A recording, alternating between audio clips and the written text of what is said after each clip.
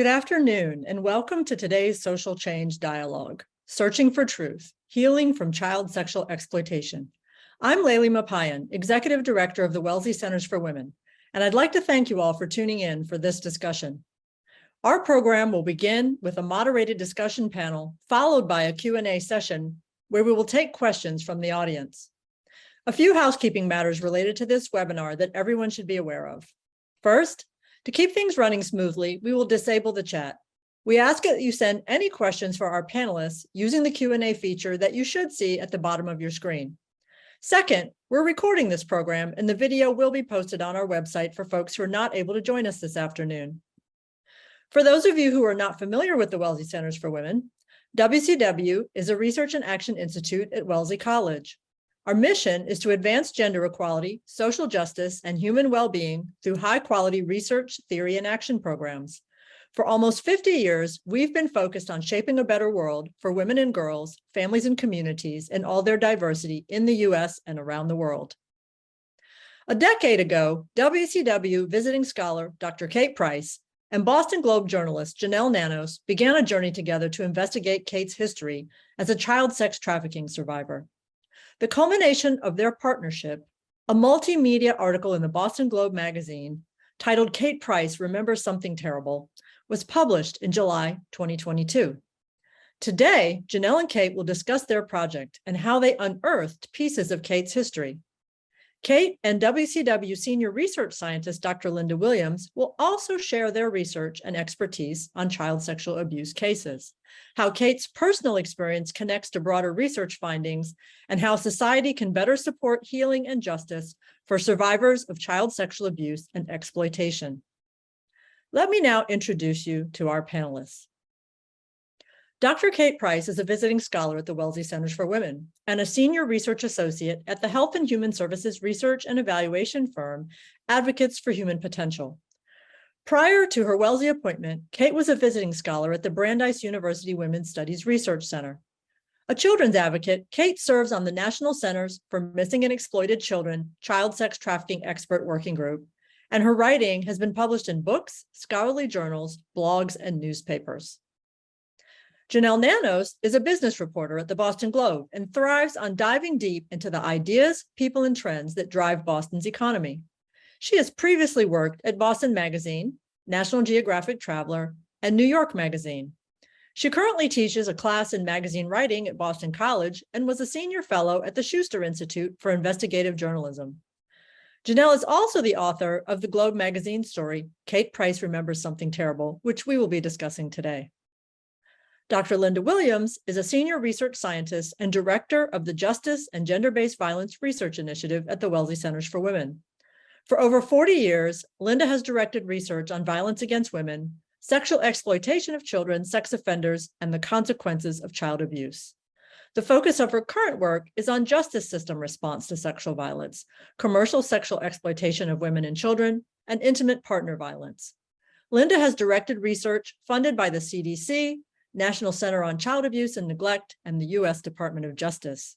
She also served as professor of criminal justice and criminology at the University of Massachusetts Lowell from 2005 to 2015, where she is now professor emerita. First, I want to ask Kate and Janelle.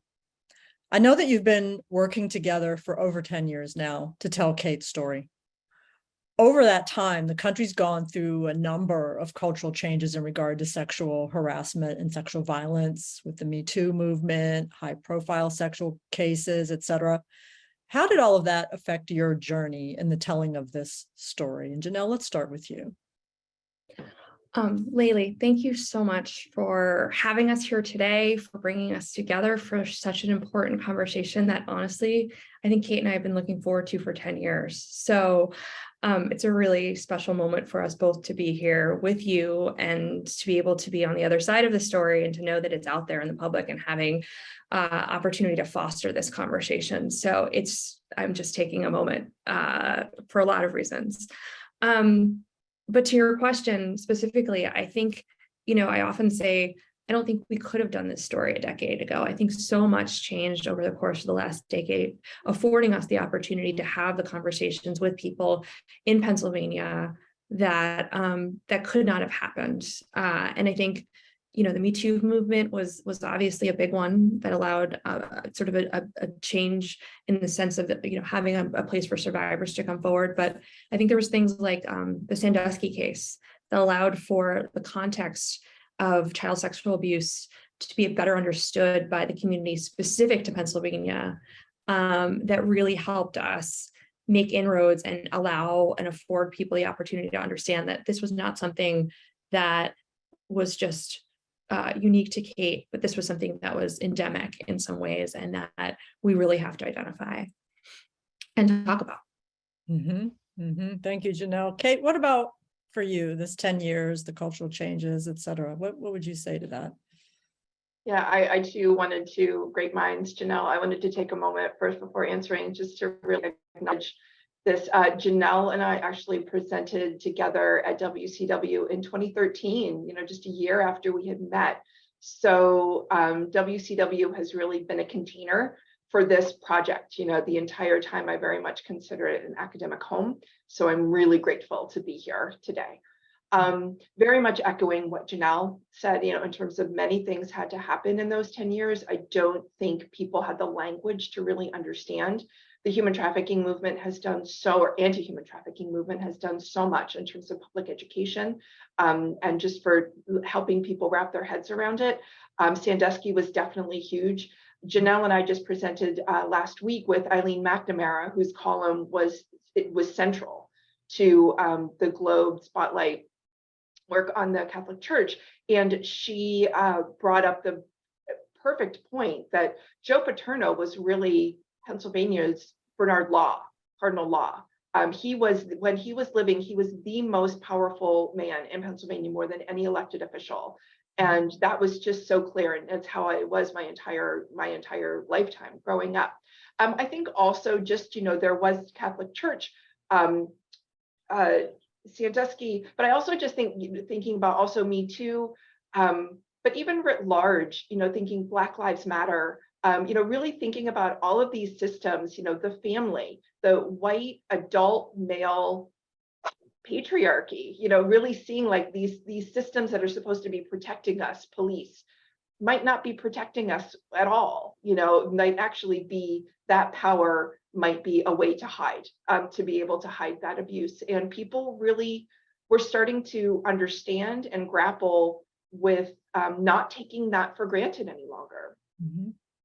Yeah, thank you, Kate. I really appreciate the connection that you're drawing between, you know, social movements, research, things in culture, et cetera, working together. And that's actually a perfect segue to Linda, because Linda, you've worked in the realm of understanding and preventing sexual violence for over 40 years. Do you have anything to add about how social understanding of child sexual abuse has changed over the last decade? Yeah, well, just taking it back a few more decades, I guess. And, you know, there's been monumental changes in social understanding of child sexual abuse. When I was reading the Boston Globe article and the account written by Janelle, it struck me immediately about how, when all of this was first happening to Kate, was really being perpetrated against Kate. On the other side of the state, I had just started my work, you know, right at the same time in the early 70s, conducting research on sexual assault and rape. And we interviewed victims of sexual assault, over 1,400 of them. And one of the most shocking findings for us was how many of those 1,400 cases were against children and adolescents. Because at that time, it was part of the whole discovery of child sexual abuse. I mean, people didn't realize how much of it occurred. And working with a team of social workers, gynecologists, psychiatrists, et cetera, we were just learning about the nature and extent of sexual assault. So Kate is here, you know, experiencing this, and we're just learning about it. And it just was quite amazing reading it. It was kind of a flashback. And back in those days, you know, we thought that abuse was rare. And there wasn't even the beginning of reporting requirements. You know, it was 1974 that we began to see mandatory reporting, and Pennsylvania didn't really jump on board really quite as seriously either until later. So no one paid attention to this, and no one was going to report it, and also no one thought about commercial sexual exploitation at all. I mean, that's much more recent. And so I like to think that the early work contributed to, making us see victims as less blameworthy and shameworthy. But then it did contribute to, the whole Me Too movement, the Black Lives Matter movement, Say Her Name, the work by Tarana Burke and others really has made room for belief in the account that Kate and Janelle are giving, and made room for some place like the Boston Globe to make room for this story, because you would not have seen that happen, certainly not 40 years ago, and not even maybe 10 years ago. So hopefully we're seeing more openness, and it will eventually help lead towards preventing and stopping child sexual abuse, although there's a long way to go still. So yeah. Yes, that's absolutely true. And I really like the way that each of your comments have shown the importance of research, journalism, personal testimony, and activism working together in synergy to make change in society. We know that when those things converge, it amplifies change and really moves the needle. I'd like to talk a bit about memory and trauma, because that played a huge role in Kate's journey. From research studies, we know that it's not uncommon for survivors of child sexual abuse, or CSA, to not remember their abuse until later in life. And many victims come forward later in life, if they come forward at all. Linda, you studied connections between trauma and memory among survivors of sexual violence. What can you tell us about that? Right. Certainly important to understand the link between trauma and memory. It's found in interviewing victims and following up on their stories that many, of course, did remember the abuse from childhood, and you may not really want to be remembering it, but there are many who also appear to have forgotten, or who forgot and then later remembered, and so it gave documentation to that. And I'm glad you mentioned the synergy between research and survivors and community, because I really like to think that the contribution that these 1,400 plus other, victims who talk to us about their experiences, and then we talk to them later on, that they have, made a contribution to discovery of child sexual abuse, but plus also understanding about trauma and memory, that that memory is not continuous, but people can forget and then later recover, memories that are accurate. And so I think, we really need to recognize the important contribution survivors have made in this, in sharing their stories. Of course, somebody has to be there to hear them, and to pay attention to them. But I think, the research and also the work of Me Too and the media and access to voices has been really important, and it is synergistic. I'm so glad you pointed that out. Yeah, that's important. Kate, I know you can come at this from a slightly different angle. How can you connect your personal experience to the type of research that Linda was bringing up, and even research that you yourself have worked on? I also just want to take a moment just to thank Linda for being her on every level. When we started this project 10 years ago, Linda was briefly away from the Wellesley Centers for Women, but during that time I was devouring her work. And then I was lucky enough to have Linda be my external committee member on my dissertation committee. So I'm just so incredibly grateful for you and proud to be on this call with you today. It's one of those like pinch myself moments, like I am presenting with Linda Williams. This is amazing. In terms of trauma and memory, I think it's the tricky, this is the tricky thing of, personally, I know that our lizard brain wants to protect us, it's doing what it's supposed to do. But then at the same time, we know in terms of with research, it's that moment of safety. Judy Herman, Dr. Judith Herman talks about that as well. It's like, that's one of the steps. And it was very much my experience. I had to feel that sense of safety, and then it was okay to remember to bring that forward. And in the video that we just watched, talking about EMDR and memories coming up, although I would not change one word that Janelle wrote. Her article is perfection. I would change one sentence in the video, though, talking about that I did EMDR to remember repressed memories, to bring up repressed memories. That was not the case at all. What happened was those things happened concurrently. I was doing EMDR. I was lucky enough to be being seen by Dr. Bessel van der Kolk, whose book, The Body Keeps the Score, is just, that an end all be all in terms of trauma. So those things were happening, and I was away from my family, and my mother had died. I was just really in this space. I was really safe for the first time in my life, and I was stable.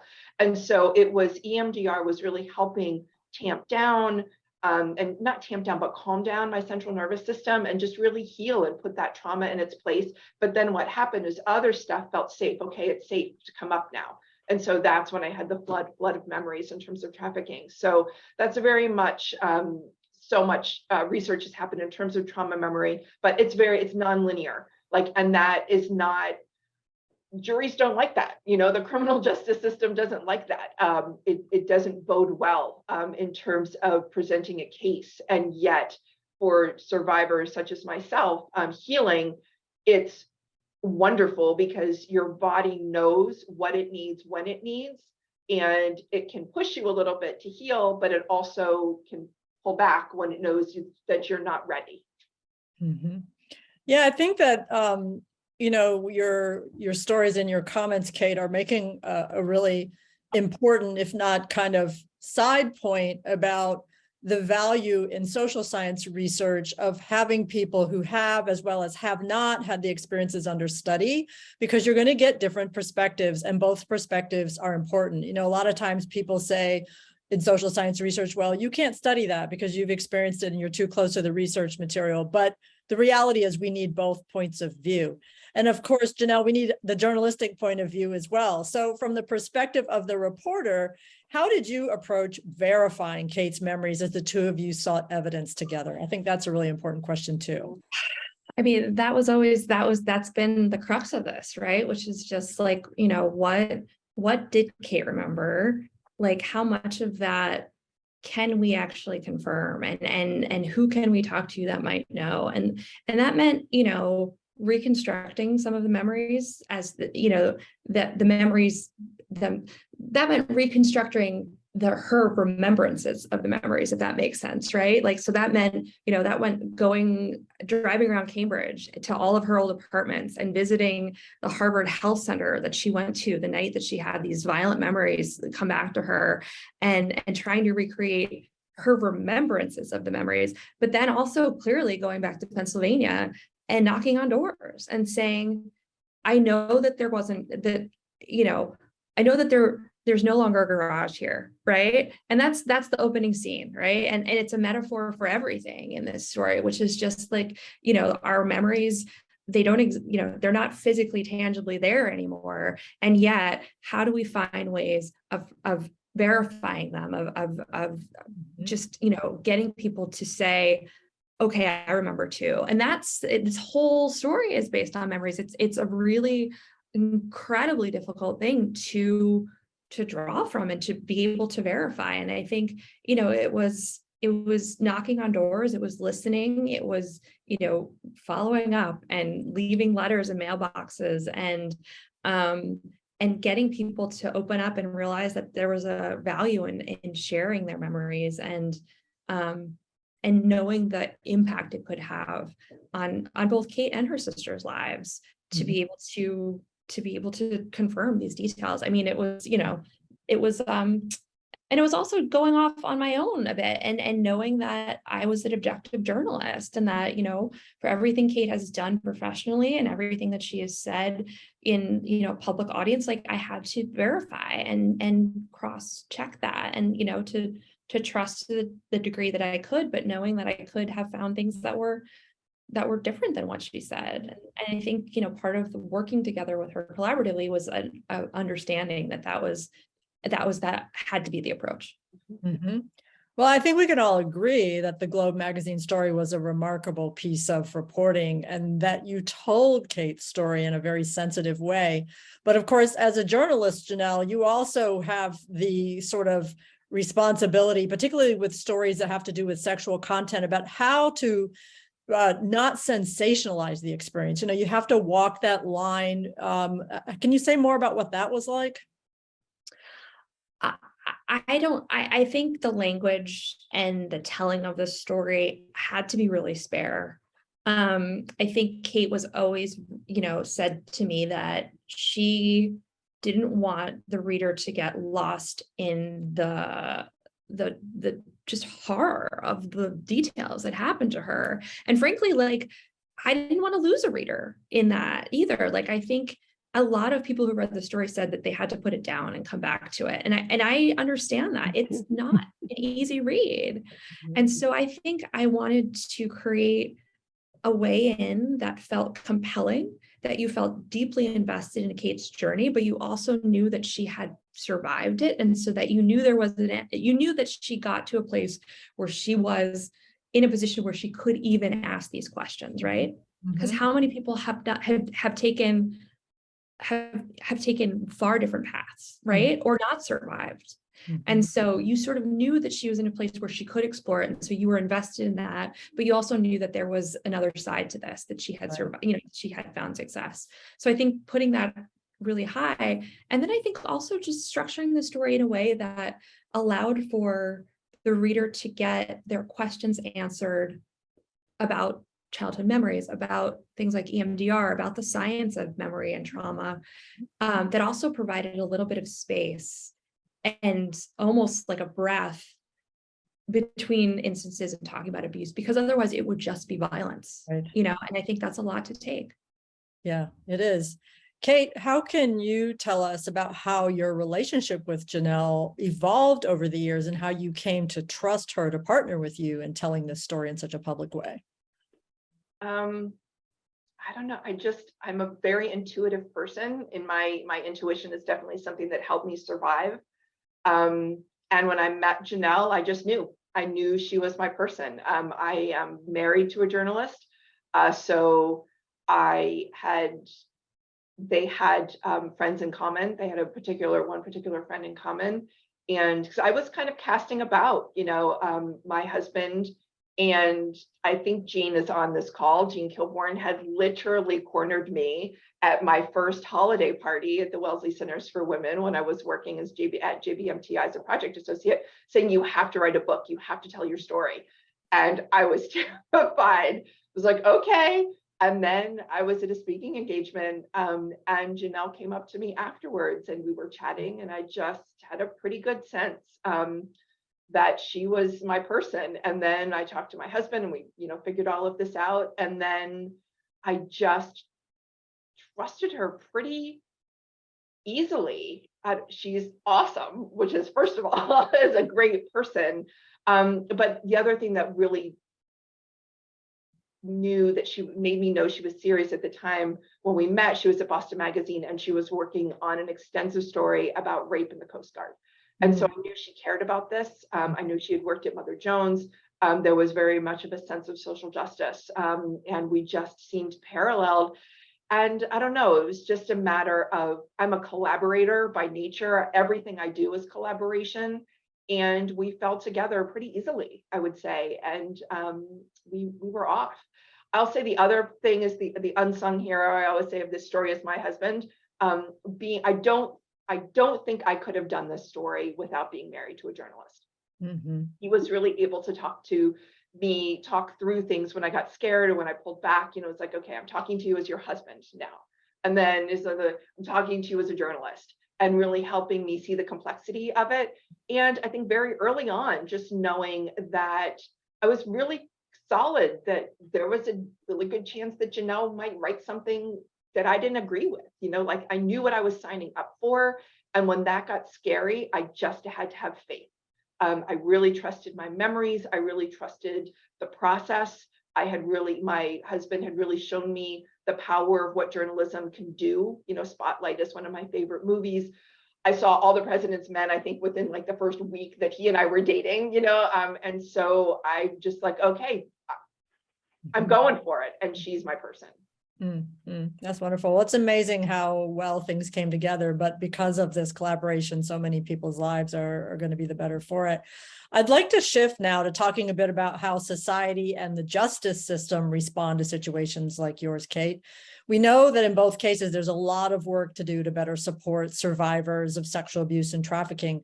Court cases don't often make it to trial, and those that do rarely result in a guilty verdict. Linda, you recently completed a study that looked at obstacles to prosecuting child sexual abuse cases. What can you share with us about your findings? Right. Thanks.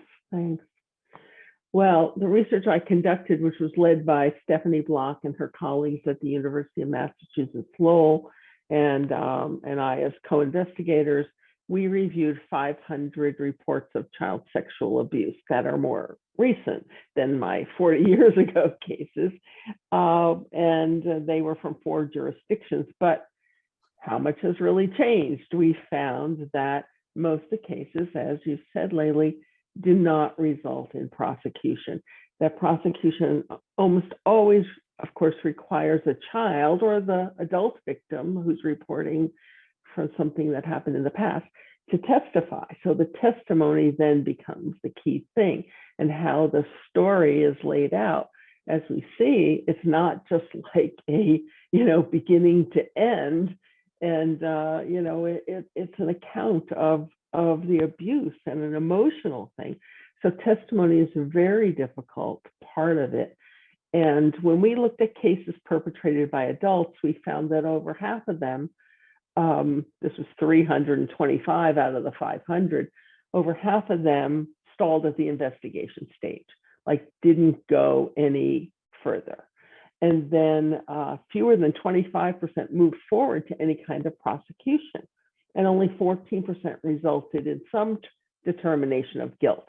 Sometimes that's a guilty plea. Sometimes that's a, okay, I did it, but don't punish me. And if I stay clean, will it be all right?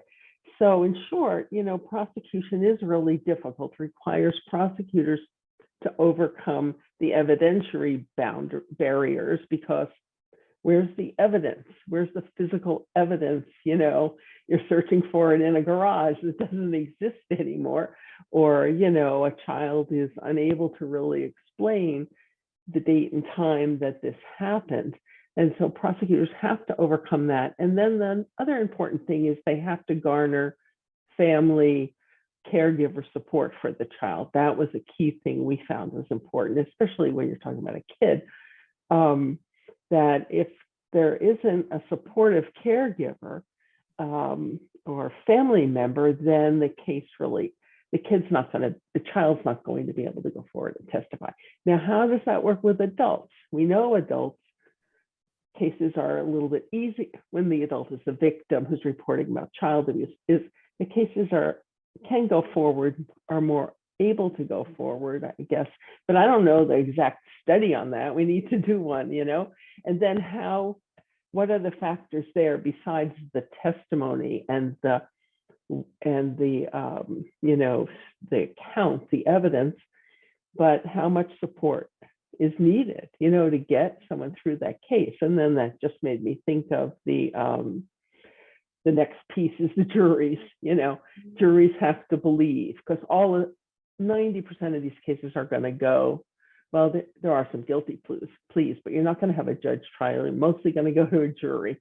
And then we have to understand, how does the community feel about this? So I think having education, such as the education that happens through the Globe article or other kinds of presentations and so forth, education that says, this can happen to kids. No, it's not crazy. What's crazy is that it happened to the kid, and, believing the children. So maybe things will change because of that. Mm-hmm. That's a really important breakdown, Linda, and really thank you for that research. Kate, I'm sure the audience is wondering, so far you haven't moved forward with a legal case against your father. What how have you been thinking about the obstacles? Did any of the things that Linda mentioned play a role, or what has influenced your own decision in that regard?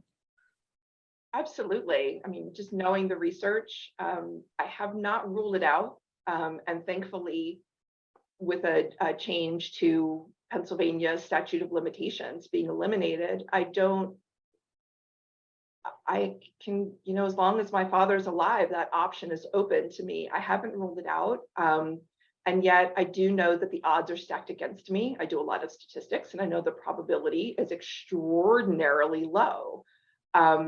For multiple reasons that Linda mentioned, but also, similar to what she was talking about in terms of jury, when Janelle and I were in Pennsylvania, we met with the victims' advocates in my hometown, in my county, and said, she's like, you're not who juries want to see. You're polished, you're educated, you're, like, there's no way in the world that a jury is going to believe that you've been through what you've said you've been through, and you've come out okay. You've come out looking like, you have a Ph.D., you've been married for 20 years, all of these things.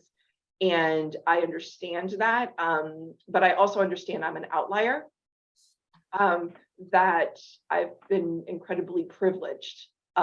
White privilege has been a lot of it, that I can't have that education, that I could be working at Harvard, and that's how I met Bessel, and all sorts of, all of the things. And yet, the very fact that I am here is really the main reason I feel so compelled to do this work, even though it's so hard. That it might not, my case, my life might not end with my father being prosecuted, and at the same time, having an article so well done as Janelle's, having a platform like being able to work for the National, work with the National Center for Missing and Exploited Children, being able to work with the Wellesley Centers for Women. To me, it's that changing that public opinion, so that maybe the next generation might not be so hesitant to go forward. Maybe we can change those statistics. Mm-hmm. That's true. And I know that you yourself have had opportunities to work on policy change around the United States in some ways that have been really important, and hopefully we'll hear more about that later. Janelle, I know you've been working on another piece recently that looks at some of the issues related to familial trafficking in particular, as well as statutes of limitations on these crimes. What can you share about that work you've been doing? Sure. I think one of the things that, I took away from that reporting, and which I did in a follow-up piece to the magazine story, was just how relatively new, even within circles that have been doing anti-trafficking work, the understanding of familial trafficking is. The State Department issued a report on it just last year, saying that it is something that they are paying more attention to, and that really needs to be understood on a completely different way, in part because this is happening, it's almost like the calls coming from inside the house, like the things that we have been looking for from external trafficking when we think about the way victims are recruited or they are manipulated. It's a completely different way when it's happening within a family. And, it's also, the reporting is very different. We think about, is the family going to report on a child when they run away from an experience like this, when they are perpetrating these crimes? Absolutely not. And so it's I think the key takeaways I've had from conversations with people who are thinking about this space is that it is far more prevalent than we recognize or realize, that it is almost an evolution, a direct line. We think of, the connective tissues, the connections that we're seeing are, it's often people who start by sexually abusing a child or their child, that it often escalates to child pornography and then goes from there to child sexual exploitation, happening over the internet. And the thing that I think is also perpetuating a lack of understanding about these crimes is the fact that, when we talk about victims, we don't identify them for their own, reasons. Clearly, we don't give them, we want to protect them and their identities, but in so doing, we don't often identify the fact that the perpetrators of these crimes are hurting their own children. And so, when we say that there's a child pornography arrest or a child trafficking arrest, we're not saying that that it is familial trafficking. And so even that concept is something that is still very new to the public. One of the researchers I spoke to who leads this group within the National Centers for Missing and Exploited Children called it the third wave of understanding. If we were thinking about trafficking as across illegal borders originally, and then we were thinking about pimp control trafficking as the second wave, familial is clearly where they're focusing their energies now. Well, that's a great point, Janelle. It's absolutely important. The kind of research that all of you are doing, whether social scientific or journalistic, is really leading to breakthroughs in public understanding, because often people, when they hear words like trafficking or rape or incest, they have a stereotype view of what that means, but the research is showing all the nuances. It's showing all the ways that it shows up. It's showing that, the public perception isn't all there is to it. Of course, as a society, we have a lot of work to do to prevent child sexual abuse in any of its forms.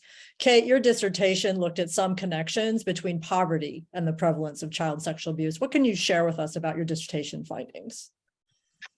Yeah, first of all, I also want to say that my apologies if sometimes I might sound a little cagey in terms of answering questions. I'm always incredibly mindful when doing virtual events that there's a very good chance that somebody from my family might be on here. My father might be on here. I don't know. That's the tricky thing. And other perpetrators might be here. That's one thing I've really learned from working with the National Centers for Missing and Exploited Children, that the ways that perpetrators pose as various people and in terms to garner information. Even Janelle, just said in terms of the a parent, if a child's going to run away from a familial trafficking situation, they're not going to report. And yet, having come to learn, there's a chance that they might report because they want to find out where that child is, to be able to hunt them down. So I've become even less trusting. And I actually say this to my 17-year-olds, like, you drew the short straw having a child advocate for a mother, because I know all the things that could possibly happen. But anyway, so in terms of my own, my dissertation research, poverty is a key indicator for child sex trafficking. It isn't the only. There are very much, since learning about more and more people coming forward, contacting me in terms of familial trafficking, some parents were very wealthy. But in terms of my dissertation, what I found is that states that have more people living in areas of concentrated disadvantage, which I created an index, it's percentage of people living in poverty, percentage of female-headed households, percentage of people on public assistance, percentage of people unemployed, percentage of households with children, and percentage of children in a state. That state with a higher level of that index, this feminization of poverty index that I created, are significantly less likely to pass legislation that protects children from being arrested and or prosecuted for prostitution. Let me, give you a second, take a beat, and put simply is that states with more kids who are really more at risk for being trafficked are actually significantly less likely to protect them from being arrested and or prosecuted for prostitution. And the reason for that is primarily criminal justice agents wanting to be able to leverage that threat of arrest and or prosecution for kids who are being quote unquote non-compliant, for kids who refuse to leave their traffickers, for kids who refuse to leave services. And that response is incredibly not trauma informed. We know from research that locations such as police departments, jails, juvenile justice centers are actually very triggering for kids who are being trafficked or who have been trafficked, because for multiple reasons, but also that kids who are being trafficked or have been trafficked usually are significantly more likely to have a pre-existing trauma history. So they're going to have what we call an amygdala hijack, or they're just in terms of freezing or various things. And that really shows up as quote unquote non-compliance to the criminal justice system, which is incredibly unfortunate. A lot of public education is really helping criminal justice agents show that's not a great response. And at the same time, it's consistent with the criminalization of mental health and of trauma in our country. I really like how your research drew a connection between demographic conditions and the creation of policy, not just about the occurrence of the trafficking, but about whether or not policy gets created, because that has really important information for activists and advocates and people who work in the policy change arena, thinking about how to mobilize and get the work done. I mean, I know, for example, that people in a lot of those situations that you describe also have a harder time getting to the polls when it's time to vote. I mean, there's all sorts of factors about what could lead to policy change in a place where it's badly needed. And those who work in the policy change arena will really benefit from your research. So thank you for that explanation, Kate. Speaking about society's response to sexual violence, I'd like to turn back to you, Janelle. This is a difficult topic that I imagine a lot of people don't like talking about, and especially with you as a reporter. In your interviews with people in Kate's hometown, how did you get people to open up to you? I think it's a combination of patience and coming at the topic without in a very slow and thoughtful process. I didn't knock on doors and say, "Hey, could you please tell me if you've ever heard of this woman who was trafficked?" I said, "I think a woman who goes by Kate now, right? And I think, you were friends with her as a child. Could you tell me what you remember?" And that was often the first way in, or I'd say, I'd approach people and say, she's a researcher now. She's in a very good place. And I often started with that because I wanted people to know that she was okay, but I'd say, but she's trying to understand stuff from her childhood, from her memories. And one of the things that she studies trauma and child abuse. And when she studies it from a place where she's a survivor. And so it was almost kind of backing in a way that like people knew she was okay. They knew that she was an expert in her field. And yet she was also coming at it from a very personal place, that your ability to answer her questions are going to not just contribute to her own self-knowledge, but to a larger body of knowledge about this work. And I think that in some ways, people could they could help. It afforded them the opportunity to kind of understand the larger, what this story could do. I also will say that, a lot of the reporting was just listening. I did just hours of talks with people, none of which made it into the story at all. And I think, affording the opportunity to talk, to allow them to talk with me about this. Also, like, so many secrets, are there. And so many people took the opportunity to confide in me their own childhood traumas or their own experiences with abuse. And just being able to listen and to give people the space to feel like they were in a safe place. And sometimes just talking to a stranger, I always say, like, the best reporting happens in the pauses. And if you feel like you don't need to fill the gaps and you just let the sort of silence manifest, it's really where those secrets and those truths come through. And so just being present and by showing up and knocking on the door, it was just a way of signaling to someone, like, this is really important. I came all this way for you. Please just give me the time. Yes. And I also, excuse me one second. I really want to interject. I always have to say this really just speaks to who Janelle is as a person. and her generosity for time and space and patience. We have to remember, this is Appalachia.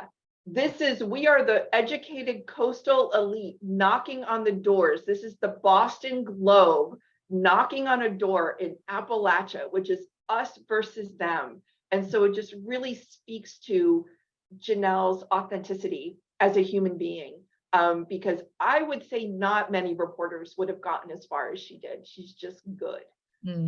Well, you're right, Kate. It's definitely a gift to be able to connect with people and create that rapport and really show up with authenticity and genuineness that people, to use your word, intuition, they can really tell that it's okay to trust this person. And I think that's a big part of what the two of you did together. Not only did you open up about your story, Kate, but you've opened doors for so many other people who now are able to talk with other people about their stories. And, you know, I venture to say that the town has been changed. You know, that the way that children in that town will fare now is going to be different because of those conversations that the two of you had. You know, I think we can recognize that your article in the Boston Globe was the culmination of a lot of work, but that it was a long time coming. But I understand that you may also have some plans to continue working together and to share the story further. Can you say a little bit about what you're working on next, each of you, maybe starting with you, Kate? Sure. So I won't give too many details on this, but I have been doing a tremendous amount of advocacy in my hometown, giving trainings to various people. And in terms of safety, I just don't want to go into that. But as you're saying, changing the town, and Janelle really helped me understand that we created a community. We really created a community of people who are talking now, who weren't necessarily talking before, or who knew of each other. Or I've just always gone back to my hometown with such trepidation, because it just, in terms of family, you know, really being vilified. And she helped me see a couple of years ago, and it's like, no, you've got a lot of people on your side now. And I didn't really understand that. The other pieces I can say personally, I am writing a book, working on the book proposal now. And so really coming at this story from, how did I break the cycle? How, you know, what did I do to fight for myself? And even larger though for myself is, you know, how can I be the woman that I needed as a girl? How can I really lay this out on an individual level for myself? Well, that sounds like a great book that you're going to write, Kate. And I'm sure that once you do write it, we're going to have you back to continue the conversation. Janelle, what are you working on now? I mean, I think that this really started a conversation about familial trafficking and trauma, and I am hoping to also put together a proposal now that really looks to go in greater depth in terms of the reporting I've done over the course of the 10 years, to really focus in on the investigation that we did, and also to talk with other survivors and answer still some of the outstanding questions that Kate has about her own abuse and how it really links up with other children, you know, that were being abused at the same time. I found and heard from many women who were trafficked in the 70s and 80s, in the same time in which Kate was trafficked, and there was a level of organization there that is just haunting. You know, to think about, it was not just Kate, it was not a one-off thing, but this was being perpetrated in an organized way. And so I'm hoping to explore some of the systems that were in place then, and to really kind of go in greater depths in terms of the reporting and investigation we did, and greater detail in a book as well. So yeah, well, your book too will be hard hitting, and we can't wait to have it to read and to further the conversation. I know we've really covered a lot today, especially regarding how far we have to go as a society to truly end child sexual abuse. And, you know, I know, Kate, you said we aren't going to end in our lifetimes, but we are going to cover some distance. We have to be optimistic about that. And I really would like to give each of you the opportunity in closing to tell us one way that people in the audience today can take action, whether on a personal level, a policy level, or something else, to better support survivors of CSA and advance the cause of ending child sexual abuse. And I'm going to start with you, Janelle. What do you think members of our audience can do? I think that they can't look away anymore. I think that, you know, that there is an instinctual just an instinctual response to talking about this subject that just makes people cringe. It makes people like, it's really difficult dinner party conversation to explain to people that this was something I was working on for the last decade. And I say that knowing how important this work is. And I think in order for us to recognize it in our midst, in order for us to help identify it and stop it, we really have to be able to come up with language for it and to be comfortable discussing it and to share, stories like mine and to understand Kate's work to better prevent it from happening. So I think as hard as it is to imagine this stuff happening, and I think we there's a phrase in the story called that I refer back to over and over again, the notion that it's an unthinkable crime. Like, we have to think about it and we have to acknowledge that it does exist and it is happening now. And unless we talk about it, it will continue to happen. That's absolutely true. Linda, what is your advice or charge to our audience today? Yeah, thanks. It's hard to better that one, Janelle. Start thinking about it, opening minds. And I sort of was thinking, start by believing, but the believing only comes when people can hear, when people will think about it. So that's really important for the community. I think if anyone's out there wanting to do research, the qualitative, Janelle, you described what a good qualitative researcher would do too. The listening, the gathering from the pauses that happen. That I mean, you're hired, but I know you already have a job, like a really good one. I almost was a sociologist. I almost went that way, and then I did journalism. It just really rings true. And so I think to bring it to the community, it is about listening, about observing, about believing, about recognizing that this happens. And that would be my charge to the community. Yeah. Thanks. Thank you. Thank you, Linda. Kate, I know you have a lot of thoughts about this too. What's your charge to our audience? I have a list. Hear it. Well, I mean, first, very much in terms of believing survivors, like that's what I always say, when you have that crazy cousin, that crazy aunt, that crazy uncle, you're like, that so-and-so in our family could not have done that. That's the very person who could have done that. That's very much how people talk about my father, or even one person, said it was just like, oh yeah, maybe he did that, but he's still a great guy. So, thinking about that, like on a familial level, also on a community level, one thing I forgot to mention is in terms of Janelle, as you might imagine, a ton of survivors have reached out to Janelle and then through me or other people through me.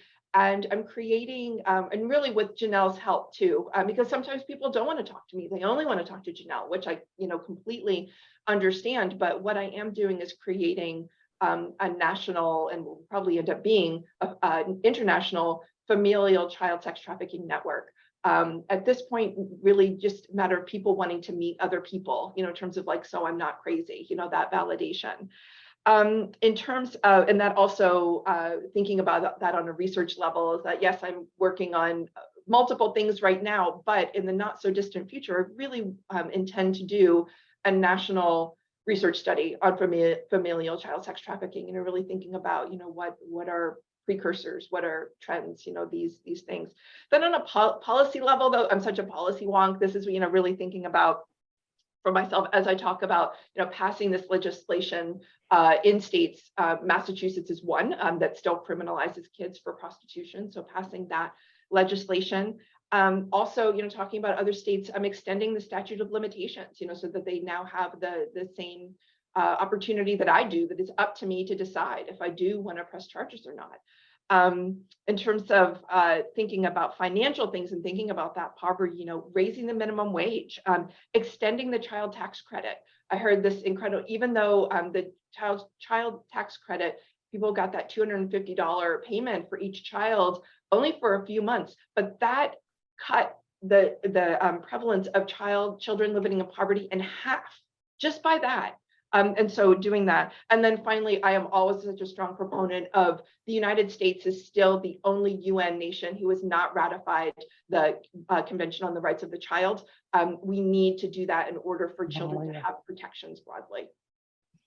That's a great list of suggestions, Kate, and it really takes an ecosystem view, understanding that there are so many levers of change and we need many people hitting all of them simultaneously. I hope that everyone in the audience was able to see themselves in there somewhere or see some action that they could take in this set of responses. I'm now going to turn to Q&A. I know that the questions have been coming in, so I'm just going to take them one by one and figure out how best to direct them.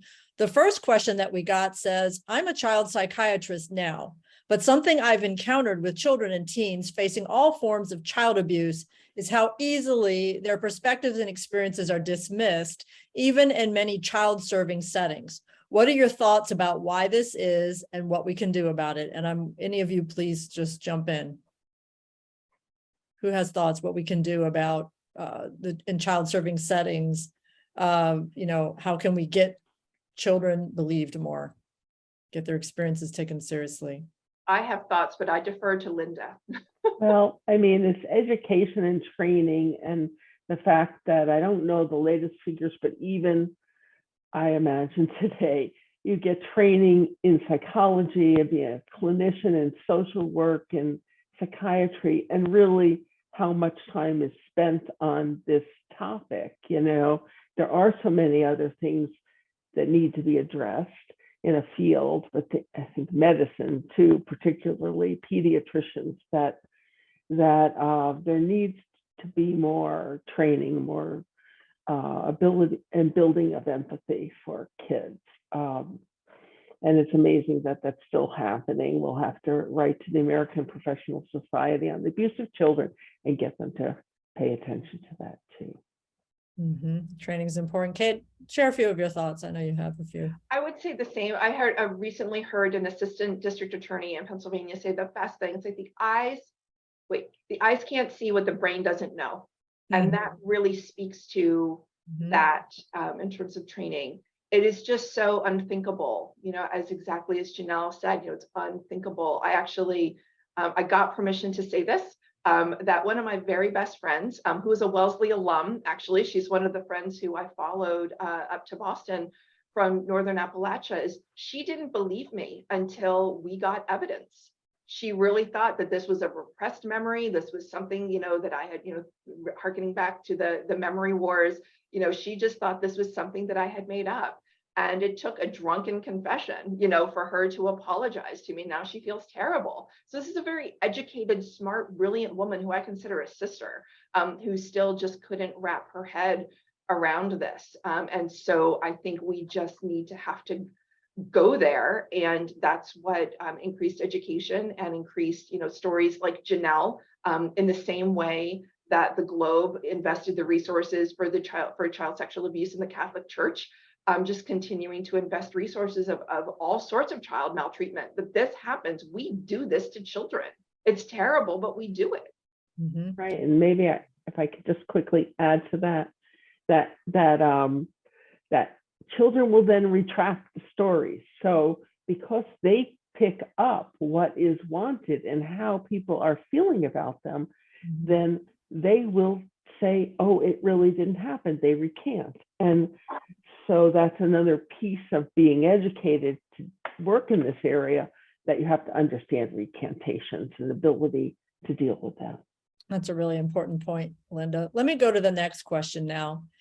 Can you discuss the similarities and differences between childhood sexual trauma and other types of childhood trauma, like parental drug and alcohol addiction, domestic violence, school bullying, homelessness, and race or gender discrimination? Is there common ground in how they can be overcome? So this is sort of a question about the intersectionality of trauma. What can you all say about that?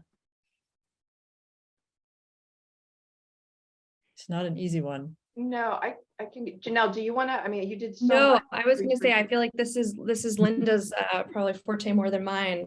Okay. I guess what I would say is that nothing happens in a vacuum. Exactly. And so to be cognizant of the fact that that just because someone's discussing one trauma does not mean they're not that they're sharing all of their trauma, right? And so to acknowledge that, I think, Kate's done some of this work I'm thinking about hospital settings, right? Where someone will come to an emergency room with, a laceration of some kind, and, the ER doctor will be addressing the laceration, and they won't be acknowledging the fact that this is a trafficking victim, because they, again, to go to Kate's phrase, like, the eyes don't see what the brain doesn't know. And so to just acknowledge that, when we are looking at one aspect of trauma, that there is often a full spectrum behind it, and that only if we allow for the space to really allow people to share their experiences will we come to that full understanding of it. Right. And as Kate's research showed, the traumas are often co-occurring, they're often a co-occurrence. Linda, were you about to say something? I just really that, when people silo types of abuse or problems, then that's causes problems. You need to be able to see the range and understand what's most important for that individual, and, and not, have just, oh, here's the treatment for this group and here's the treatment for that group, or you go over here to this other building.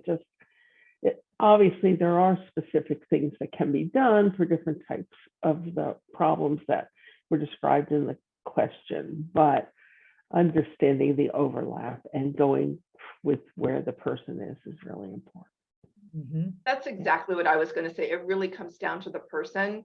I think of my sister and myself, we grew up in the exact same house, had different abuses to a degree, but not really. There was a ton of overlap, and she and I have had very different experiences and how we have dealt with it, how we've healed, how we've survived. But I think, one of the things that Bessel has really taught me is that I love his phrase, hurt people, in terms of it could be, an individual, it can be a system. Like when it comes to trauma, a commonality is you feel like you're going to die, and there's nothing you can do about it. And there's that paralysis, there's that helplessness, there's that trapped. And it could be a person doing that to you. It could be a system doing that to you in terms of thinking about homelessness and childhood homelessness. It's just like, where are the people? It's like there's the social contract that our government is supposed to be, helping people. Well, maybe it looks like they're only helping a particular group of people and not me. That's traumatic. I mean, that's what I say in terms of not offering people a living wage, not having that mandated. That's violence. Like that is very much of a sense of just like, you're on your own. I'm not going to do anything. It's breaking that social contract. So there is that commonality, and that can come as trauma. And yet it is so individual, and it's you just needing to meet people where they're at, because it's going to manifest for each person differently. And also in terms of treatment and acknowledging, and healing, it depends. It's so individual. There were things that Bessel was having me try, like that doesn't do anything for me, but I took to EMDR like a fish to water for whatever reason. It's just the way I'm wired. And at the same time, at the center of all of it, though, is relationship, is that healing relationship, which harkens all the way back to what brought me to the Wellesley Centers for Women to begin with, which is Jean Baker Miller's work on relational cultural theory. At the center of that's the cosmic joke about traumas, that it's usually people who are, hurting you in terms of trauma or a system, but it's that relationship, that's what heals. It's that connection. And so just sticking with a person until you figure it out, figure something out. That's the most important part, not giving up. And that's what Janelle did for me, truly. So many survivors have reached out to her. It's like, where do I find my own Janelle? And it's just like, I feel so incredibly lucky that she stuck with me. She was stuck with me. Like I wasn't giving up, but neither was she. And we just have a tremendous commitment to each other. And I said this to her the other night, and it's true. I mean, have to be objective. She's a journalist, and I get it, but besides my husband, my family, my absolute closest friends, she's one of the most important people in my life. She didn't give up. She didn't give up on the story. She didn't give up on me. What a gift. Well, and just to echo Kate, if we're sharing praise, I mean, like I didn't approach Kate thinking I was signing up for a decade-long project. And I don't think that either of us really imagined the sort of arc of the story. But what a gift. What a remarkable thing to be witness to and to have been allowed to be part of. I mean, that's the thing about Kate's work and her willingness to tell the story, is that, you know, this story is only here and happening and out in the world because of Kate's tenacity. You know, when Kate says she chose me, she did.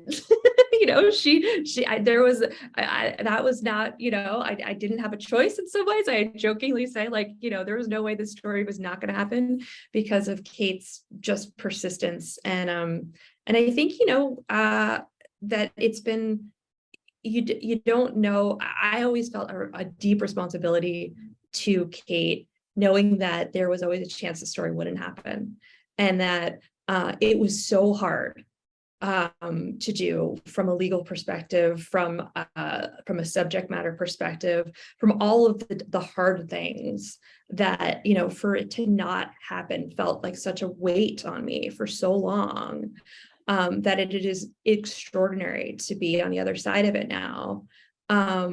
And to have had such a remarkable response from readers. And I'm from Kate, you know, Kate is the ultimate reader, right? Like that, it was really about her. And she waited 3 days to read it. It had been online for 3 days and she read it in the paper edition on Sunday. And I said, what's 3 days after 10 years? But yeah, it's just a remarkable gift as a journalist to be able to witness this journey and be part of it. Yeah, the same is true for all of us.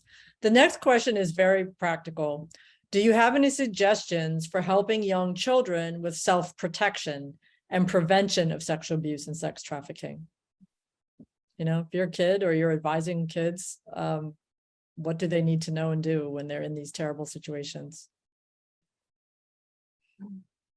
Yeah, I mean, prevention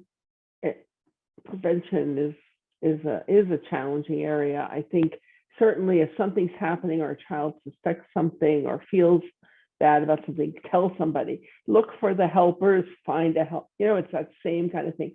Find the helpers and keep looking for them. How do you help a child to have the tenacity, the strength to keep trying to find someone to help? That's a challenge. That's about resilience. That's about a relationship to something. Yeah, I don't know. I don't know that prevents it. You have bad kids. The children cannot, we cannot put the responsibility on the kids to prevent this. Just like the kids can't prevent someone coming into the classroom with a gun. You know, it's like, let's give kids skills to deal with situations and to intervene, to you know, support each other and so forth. But let's deal with the adults. Mm-hmm. That's really important. Do you want to say something, Kate? I do. Definitely, I would say certainly, you know, so much of even talking about body parts, naming body parts, talking about consent, there's good touch, bad touch, you know, dispelling the myth of stranger danger. In terms of child sexual abuse, it's most likely someone we know. And I think we're starting to see evidence that that's really, you know, sinking in as we're talking about that. I think about the group of boys in Rhode Island who kept the blog about their teacher. I mean, that's tremendous. What a gift. That is so brave. And something like that never would have happened, you know, for me, just because I didn't have the language. And to Linda's point, though, also flipping it back on the adults and thinking about, if you have a sense that something's wrong, keep asking questions. I only, you know, my entire time growing up, I only ever had one adult approach me, and it was a teacher. So I was crying in her class, you know, and she said, "What's wrong?" And I said, "Nothing." Like I said, the word nothing. And she goes, "Well, nothing doesn't go bump in the night." And that was it. She stopped asking questions. And I think if she would have kept asking, I would have been able to figure something out. You know, school was everything to me. But conversely, Janelle and I were talking to a district attorney in Pennsylvania, and he had said, you know, what would happen, you know, if the police had knocked on your door, like, to help. And Janelle said, my face went to like a little kid. I was like, I would, if the police would have come to my house and knowing, I would have been like, get away, get away, get away, get away. We're going to die. Like my father would have killed us. I'm certain of it. And it would have been a domestic, in terms of murder suicide situation, 100%. So it can't necessarily be forced, but again, it goes back to that child. Who's the child close to? Maybe it's a babysitter, maybe it's a teacher, all of those things, but just paying attention. It could also be a dentist, seeing something with the child's teeth. Could be a multiplicity but just again, it goes back to that intuition. I think of Gavin Becker has a great book called The Gift of Fear. Our intuition is our internal alarm system. And if you're trained in this, and if you're around children, use that and just keep asking questions. Mm-hmm. Yeah. I think those are really important points, in terms of your advice, Linda, for the kids, which is find the helper. I think it's important for those of us who are adults to be the helper and ask ourselves, do we show up as a helper as often as we should and are able to?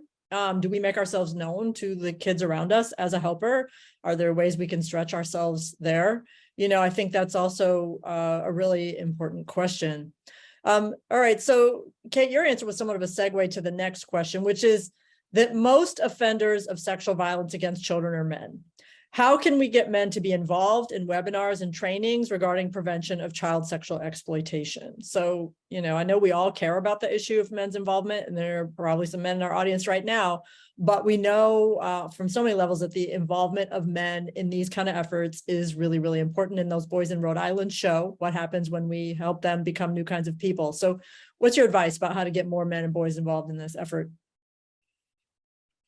I would say the most men I see are actually criminal justice agents. I do a lot of training to police, FBI, which is not to say that it's only men that are, police officers or criminal justice agents. And at the same time, they're historically male. It's a very masculine,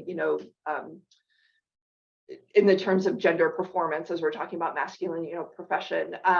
And that has been a tremendous that I've thought, and also thinking about doing ally trainings.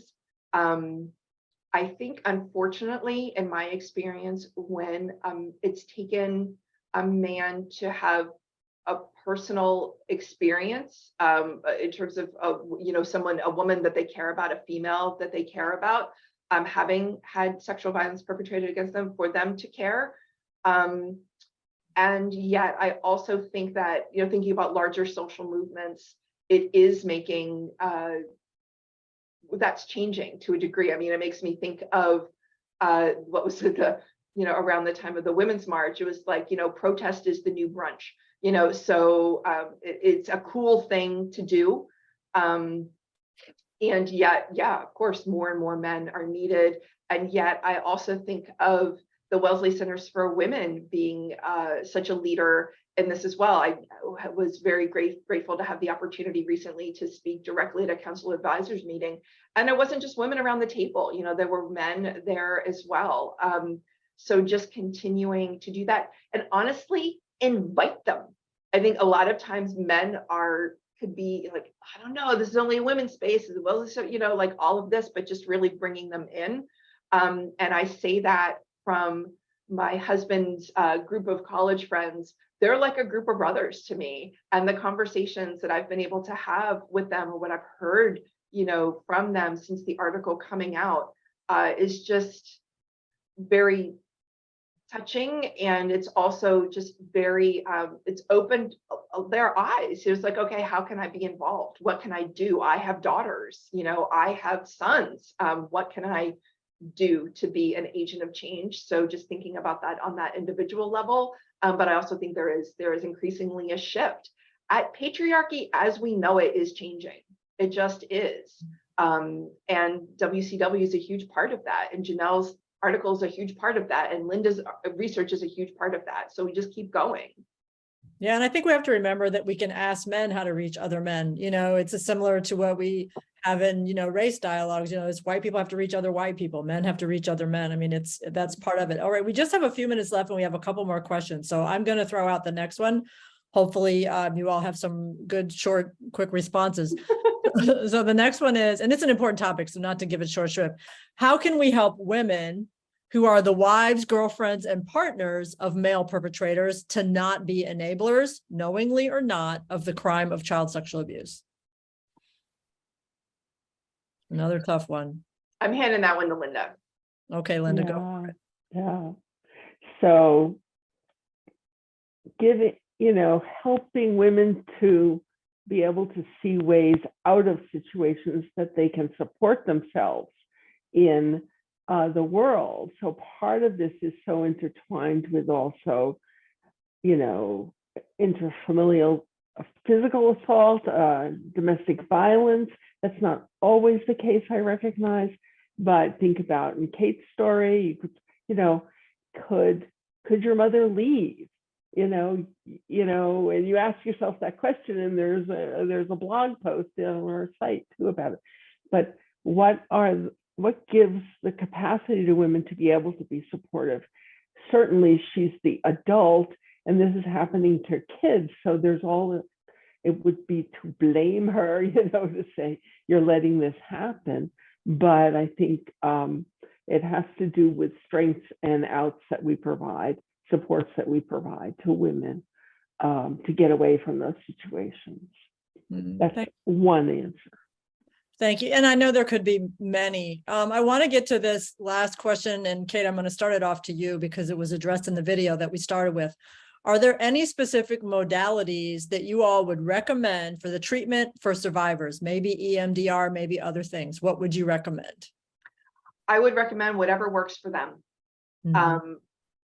My sister and I have the same biological makeup. EMDR doesn't really work for her. It kind of does, but not really. I think you just need to find a therapist who you really connect with and who's in it with you for the long haul, and you just keep trying, and don't judge yourself. If one, don't compare yourself to one person other than another, because it really is incredibly individual. And it's not just your bodily makeup. It's like where you are in your life. Are you ready to take this on or not? And don't judge. As I say in the video, it's a lifelong process. I remember sitting in Bessel's, office and being like, okay, let's get this done. I want to move on. I have a PhD to get to. I'm going to get married. I've got a whole life to build. And he just kind of looks at me like, oh, honey, hate to break it to you. This is a chronic condition that you have to manage your entire life. That's what it's taken me. Yeah, thank you, Kate. And I think it's also important to acknowledge that there need to be many different entry points to therapy and treatment, just because people are at different economic levels, there are different levels of access, and we need to certainly make sure that those of us working in the field make known different modalities that can be accessed by different people. It's important for everyone to have some kind of modality for their healing process. And can I also just add, in terms of on a policy level or just a societal level, to expand what is available in terms of, yes, healthcare, but also right now, just the criminalization of trauma, the criminalization of mental illness, the criminalization of drug treatment, when most, the number one predictor of drug dependency is trauma, so it's like people are self-medicating. So we need to think about this holistically. Yeah, we certainly do. Well, it's time for us to wrap up. So I want to just begin by thanking you, Kate, Janelle, Linda. We've really had a powerful and moving conversation. Linda, I really appreciate you sharing your expertise. Janelle, you gave us an inside look at investigative work that went into your work with Kate. And Kate, thank you for sharing your story as well as your scholarly expertise. I really admire your bravery in coming forward to tell your story on the national stage and all that you do to improve the services and supports for other survivors. I think we can all agree that there's much work needed to better support survivors of child sexual abuse and exploitation. And I want to thank all of you for sharing your insights, your expertise, and really helping us and helping the audience think about ways that they can take action to better support survivors. To the audience, I also want to thank you for tuning in for this conversation. And in the next week, we'll be sending out a recording of today's program via email. So be on the lookout. So thank you to everyone, and goodbye. Thanks, Layli. Thank you, Layli. Thank you, Layli. Thanks. Thank you.